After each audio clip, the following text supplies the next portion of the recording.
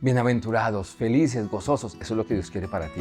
Y ese es el título de la lección número 3 de la lección de Escuela Sabática. Mis apreciados, bienvenidos a Lección de Esperanza, un gusto para su servidor Gabriel Moreno, con ustedes compartir una de estas bendiciones, como lo es, bienaventurados los que creen. ¿Quieres ser bendecido? ¿Quieres ser feliz? Te invito a creer. De hecho, cuando miramos la fe es necesaria para muchísimas cosas en la vida. Cuando tomamos un crédito ejercemos fe de que sabemos que tendremos el recurso para pagar.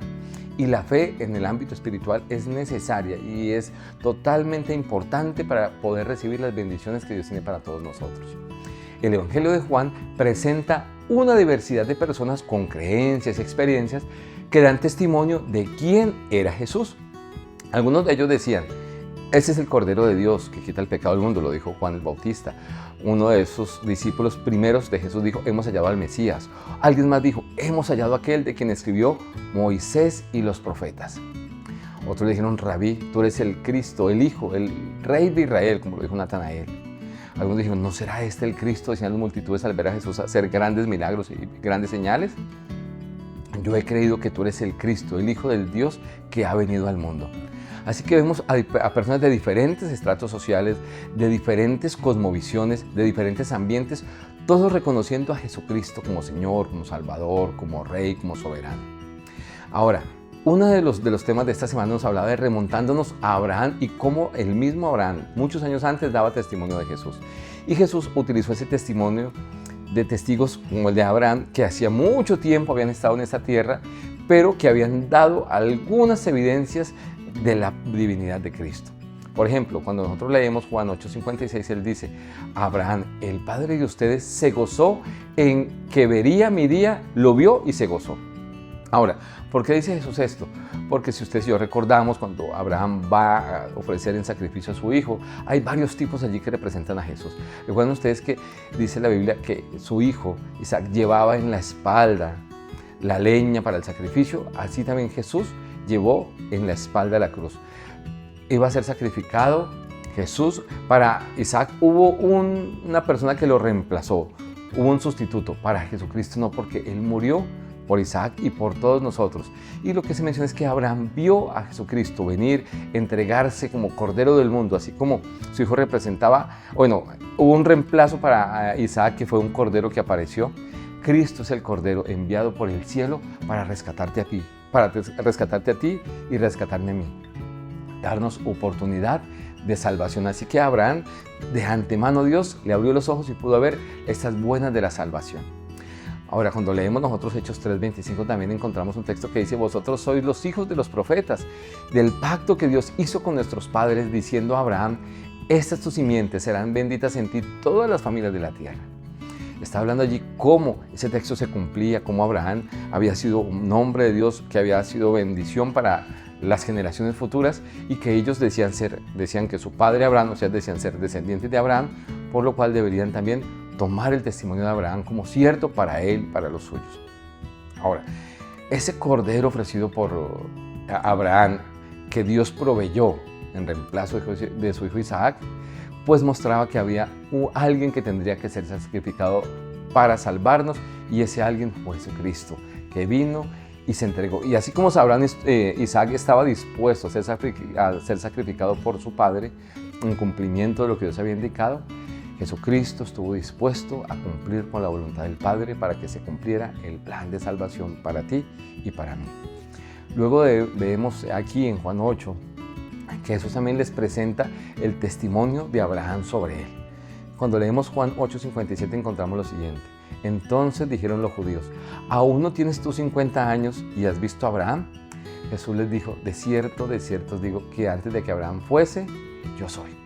Está hablando una realidad, pero que ellos no la podían comprender.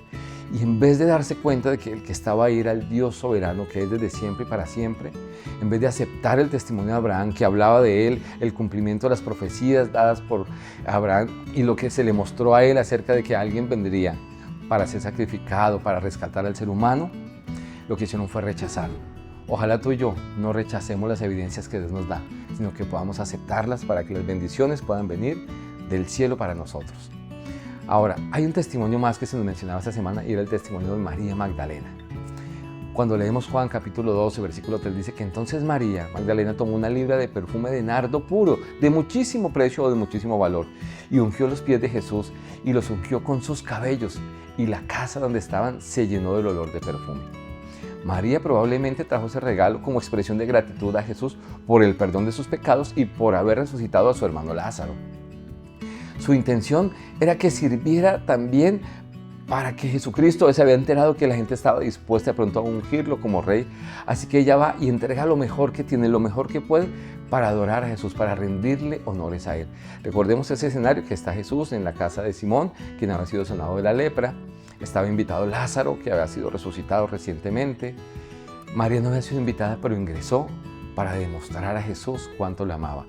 Y cuando hace la expresión de gratitud a Jesús, es reprendida por Judas, por algunas personas allí, por los mismos discípulos, pero Jesús hace un alto y resalta la fe de esta mujer, resalta el acto que está haciendo de amor por Él. Y qué importante, todo lo que hacemos tú y yo para Jesús, Él lo reconoce, Él lo recibe con bien. Para muchos puede ser que no lo entiendan, pero Jesús lo entiende, sabe cómo está tu corazón y por qué quieres hacer las cosas para Él. Vemos también cómo José de Arimatea y Nicodemo no alcanzaron a ofrecer nada de amor a Jesús durante su vida.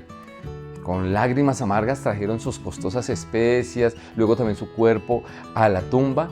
También vemos cómo las mujeres llevaron algunos elementos aromáticos a la tumba de Jesús, pero fue, por decirlo así, sin que se cumpliera el propósito, ya que cuando llegan a la tumba estaba vacía porque Cristo había resucitado. Así que vemos cómo esta mujer fue privilegiada porque pudo en vida ungir a Jesús, presentar ante Él algo maravilloso, ungiéndolo a Él y expresando su gratitud con algo realmente muy costoso.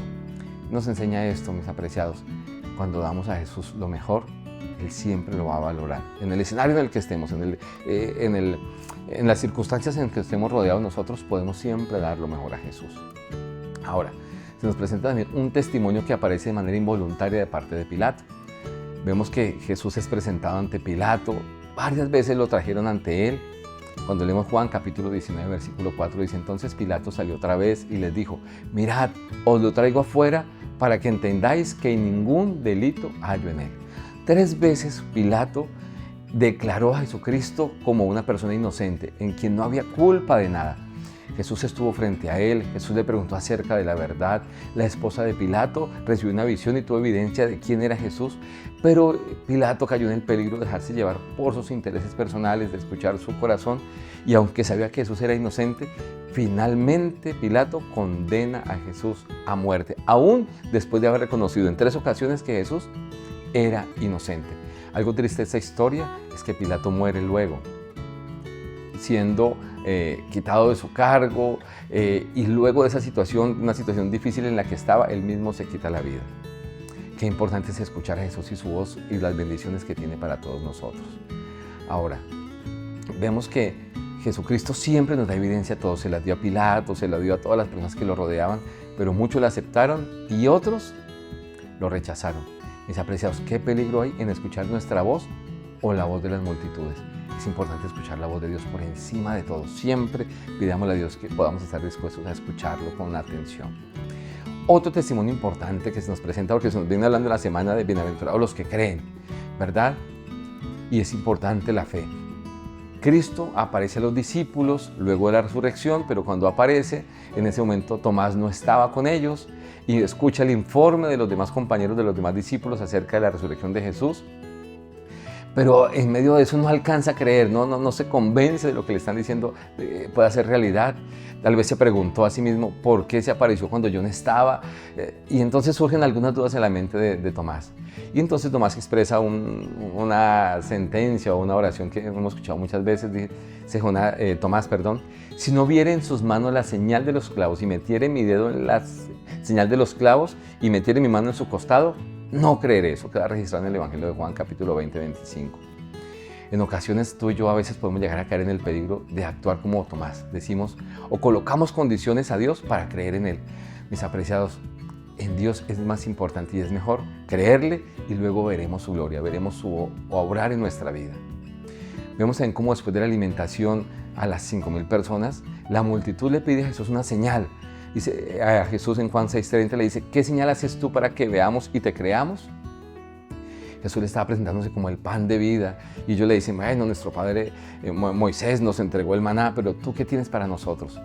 Estaba el pan enviado del cielo y no le alcanzaban a reconocer. Mis apreciados, son abundantes las evidencias de Dios, pero solamente cuando el Espíritu Santo trabaja en nosotros podemos percibirlas y abrirnos para darnos cuenta de quién es Jesús y cuántas cosas lindas tiene para nosotros. Ahora, el Evangelio de Juan también tiene una perspectiva interesante, es que se opone a esa frase de ver para creer. Cuando Jesús se encontró con Tomás después de la resurrección, lo invitó a venir, ver y tocar su cuerpo resucitado, pero luego Jesús dijo lo siguiente, dichosos los que no vieron y creyeron. Y eso es lo que Dios quiere que podamos experimentar tú y yo. Creer primero, escuchar la voz, creer en sus promesas. La palabra de Dios hay abundantes promesas para cada una de nuestras circunstancias.